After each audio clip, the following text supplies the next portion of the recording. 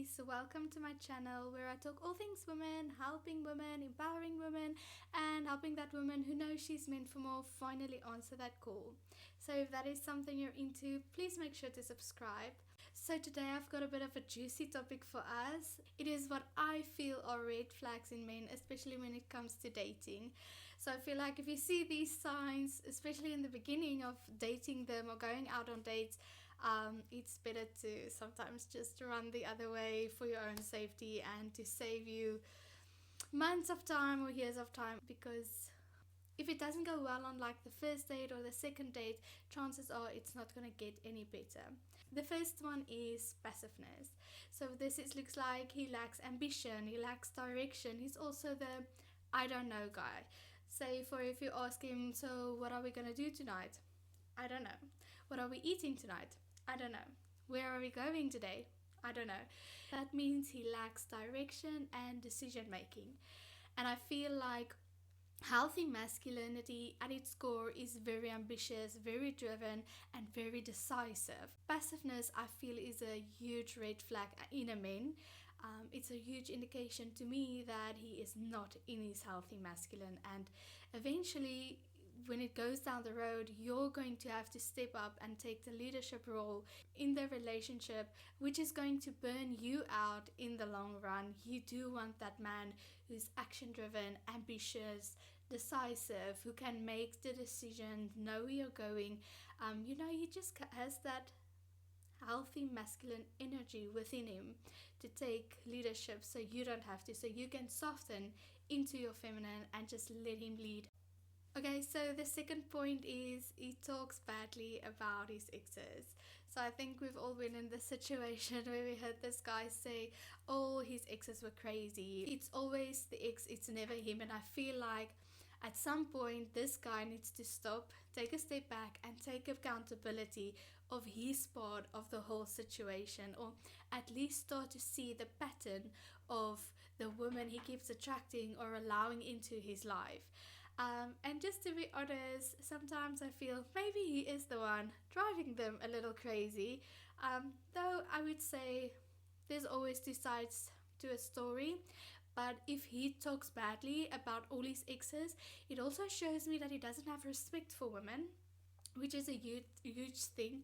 I feel like even if I date a guy, yes, he shouldn't be friends with his ex, like close friends, but I feel like he should still have respect towards her, have respect towards women in general, and therefore he will have respect for me also in the long run, and which is a important thing. You do want the man in your life to be respectful towards women. And also, if he calls all his exes crazy, what do you think he's gonna do with you when you break up? Yes, he is going to call you crazy as well. So be mindful of that, and just make sure that you don't fall for that all his exes is crazy and try to fix him or help him or something like that. Just let it go, because you don't want to be the crazy ex. Rather stay and wait for somebody who is respectful towards women. Okay, so my third one is his Instagram following account, or wherever you might follow people like TikTok or Facebook or whatever. Do pay attention to that, because in all honesty, I'm going to be brutal honest with you right now. I cannot take a guy seriously who's following thousands of OnlyFans girls or Instagram models or just women galore. That is actually one of the first things I look at when I meet a guy, to go check out his following list. I feel like the big thing is with this is I don't want to be that woman who goes to see who's a new woman he's following today, or who's the girl's picture he liked today. And I feel like that can breed a lot of insecurities within yourself if you do date or go out with a guy who follows all these girls or likes all the girls' pictures. I feel like this is going to create a wound in yourself of feeling I'm never going to be good enough for him. And that's why I go check it out early to make sure before I get emotionally attached that is not going to be a problem in the long run for me. I want to sort this out now, see this. I'm just going to observe it. If I see it, I don't like it, I'm going to take my step back.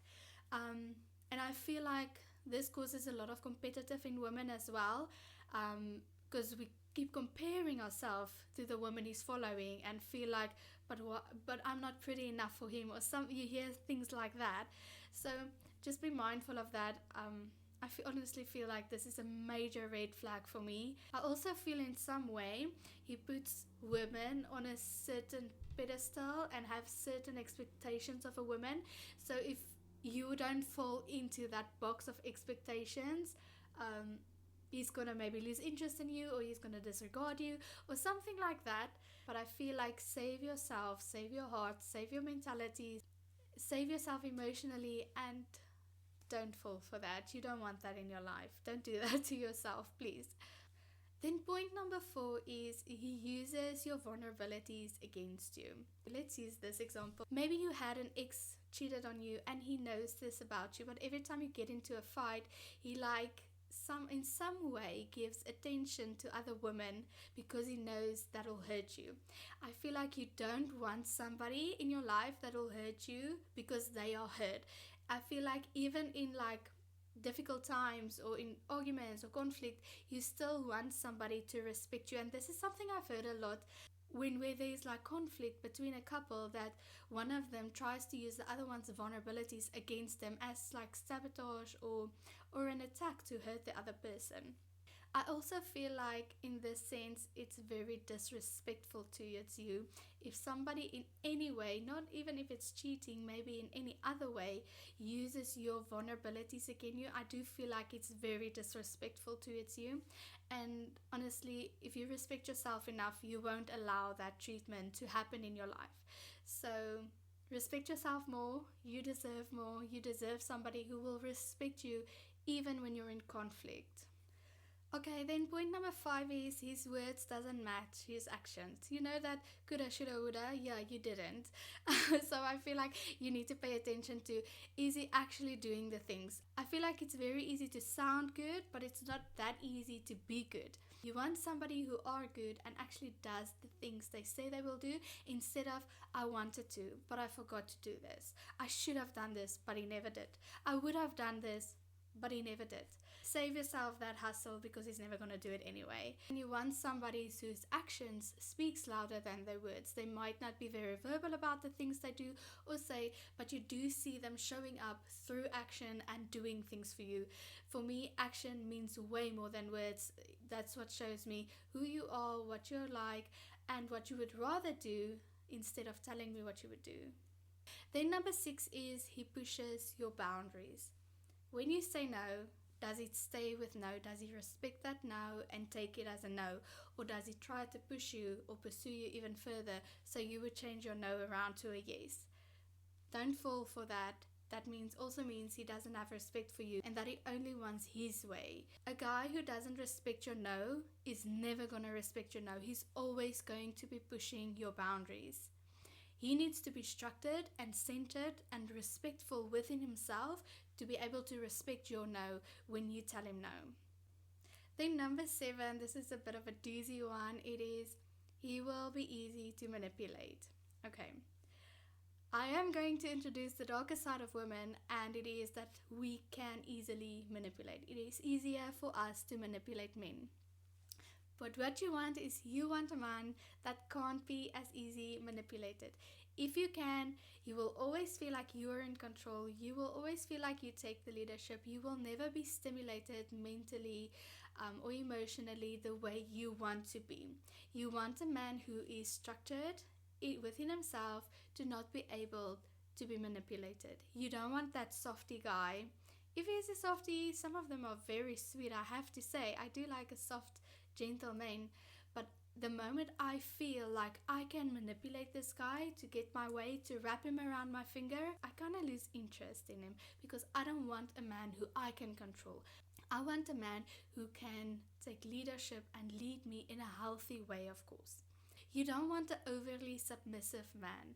Yes, a man should submit to you, but in a healthy way, just like you should submit to a man in a healthy way. You don't want him to be overly submissive towards you and just do everything you say and not have his own way. I feel like there's a lot of mainstream things of women who wants to manipulate men because they want him to worship the ground they walk on, but how happy and how fulfilled are those women actually? So yes, just because we do have that quality, I wouldn't advise to use it, but also make sure to be mindful of it. And when you know this guy will be easy to manipulate, just step back and be like, no, thank you, this is not for me. You don't have to say it to him, you can only say it to yourself, but be mindful of that, because in the long run, it is going to drain you. You aren't going to be fulfilled, you aren't going to be happy. Okay, then it's point number 8, inconsistency. I feel like this is also another huge one, just like passiveness. He's inconsistent. He's inconsistent with his actions, he's inconsistent with his words, he's even inconsistent with his emotions. So you get like where they are inconsistent with their actions, like they're not showing up, or maybe they're avoidant and today they're here, tomorrow they're gone. That inconsistency is gonna throw you off. But not only in actions, especially in emotions. Remember, women have a more intuitive emotional world. So if he is inconsistent emotionally, like today he's a high, tomorrow he's a low, now he's angry, now he's happy-go-lucky. If he is inconsistent and all over the place with his emotions, it shows that he doesn't have emotional intelligence, which means he isn't going to be able to be that masculine container for your emotions at the end of the day. He first needs to learn to control his own emotions so that he can be that containment for your emotions, which is a huge masculine trait. A man who's healthily in his masculine energy, he is consistent, he has containment, and he is structured. So if you feel like today he's here, tomorrow he's not, or today he's sad and tomorrow he's happy, just see it as a sign of he is inconsistent. Then number 9, this is okay, yes, I'm just gonna put it out there. He has got a codependent relationship with his mother. Okay, so it's a good thing for a man to have a healthy relationship with his mother. It's not a good thing if he's got a codependent relationship with his mother, which means he's gonna always put his mother above you. Maybe he's always gonna live with his mother. He's always going to choose his mother's side. He will never be able to leave his mother. And also, it's for me a huge indication of a mother wound. I feel like in the long run, this is going to cause a lot of conflict between you and his mother as well. Because he is always going to see her in a specific role where he will never see you. He will always have her as his number one woman, when I feel like you are supposed to be the number one woman. And in dating, you have to let your parents go and be with the person you are dating or married at the end of the day. You don't want that mama's boy. You do want a man who has got a healthy relationship with his mother, who loves his mother and respects his mother, so you can have that love and respect towards her also at the end of the day. But just be mindful that he doesn't have a codependent relationship and isn't able to be his own man and stand strong within himself without his mother. Then point number 10 is how he acts when he's angry. I feel like this goes hand in hand with the point where I said he uses your vulnerabilities against you. So obviously it is going to happen, but you do want a man who has a good relationship with anger, who knows how to handle his anger. He doesn't throw things, he doesn't start yelling or get overly berserk, I can say. You want a man who can handle his anger in a healthy way and not be like explosive towards you or like cut you off and say this is the end now, or yes, I feel like you do want a man who can healthily express his anger and have a healthy relationship with his anger. You also don't want a man when he's angry or upset, or when you did something wrong against him or he feels were wronged against him, to start to go passive aggressive. That is also a huge thing, because for a woman that will feel very emotionally manipulative. You will be able to start to get manipulated through that. So yes, from the beginning, try to figure out, don't push him or play games with him to make him angry, but maybe just see if something happens that he doesn't like or doesn't like, how does he react in those moments. And remember, everything in life is how you react to it. Okay, then point number 11 is he is very self-centered, or he only talks about himself, or he's very selfish. I mean, you know, those dates you go on and the guy only talks about him, and he talks about his past baggage and only him, and everything is just him. I feel like you don't want that man because he's very selfish and he's going to expect you to be a people pleaser towards him at the end of the day because that is what he wants. Also, a little tip I want to give on this is if you're on a date and the guy starts just talking about himself, start to lean back and start to be quiet.